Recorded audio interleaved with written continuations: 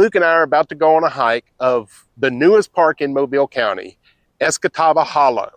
It's got a campground. It's even got a beach on the Escatawpa River. We're going to go take a look at this new campground. It includes a cafe, general store, Blackwater River System Interpretive Center, and a playground.